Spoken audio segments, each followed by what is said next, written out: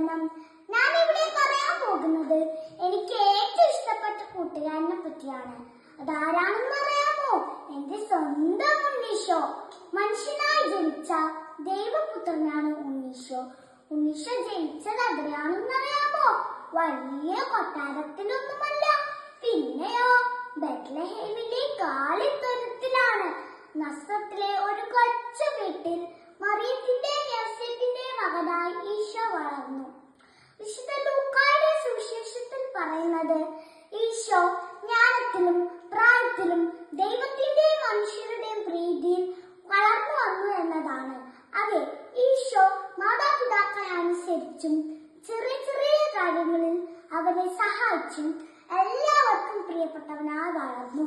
നമുക്കും ഈശോയെ പോലെ എല്ലാവർക്കും പ്രിയപ്പെട്ടവനായി വളരാം. ഈശോ എന്നും എപ്പോഴും നമ്മുടെ കൂടെ വസിക്കുന്നു. ഞാൻ ചിരിക്കുമ്പോൾ എന്റെ കൂടെ ചിരിക്കുവാനും ഞാൻ കരയുമ്പോൾ എന്റെ കണ്ണീർ തുടച്ച് ഭയപ്പെടേണ്ട, ഞാൻ നിന്റെ കൂടെ ഉണ്ട് എന്ന് പറഞ്ഞ് എന്നെ ആശ്വസിക്കുവാനും ഉണ്ണീശോയ്ക്ക് മാത്രമേ കഴിയുകയുള്ളൂ. എന്തെന്നാൽ ഉണ്ണീശോയ്ക്ക് നമ്മെ പോലെയുള്ള കൊച്ചു മക്കളെ ഒത്തിരി ഒത്തിരി ഇഷ്ടമായത് കൊണ്ടാണ്. കുഞ്ഞുങ്ങളെ എന്റെ അടുത്തേക്ക് കൊണ്ടുവരുവിൻ, എന്തെന്നാൽ സ്വർഗരാജ്യം അവരെ പോലുള്ളവരുടേതാണ് എന്ന് പറഞ്ഞ കുഞ്ഞുങ്ങളെ അടുത്തേക്ക് വിളിച്ച് ചേർത്ത് പിടിച്ച് നല്ല ഇടാനാണ് ഈശോ. ഈശോയുടെ പൂന്തോട്ടത്തിലെ പൂക്കളാണ് നമ്മൾ. ആ പൂക്കൾ വാടാതെ മനോഹരമായി നിൽക്കുന്നതാണ് ഈശോയ്ക്ക് ഇഷ്ടം. ആ പൂക്കളെ മനോഹരമാക്കുന്നത് ആരാണെന്ന് അറിയാമോ?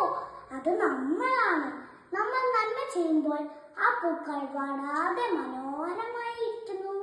നമ്മെ പോലെയുള്ള കൊച്ചു മക്കൾക്കായുള്ള സംഘടനയാണ് തിരുബാല സഖ്യം.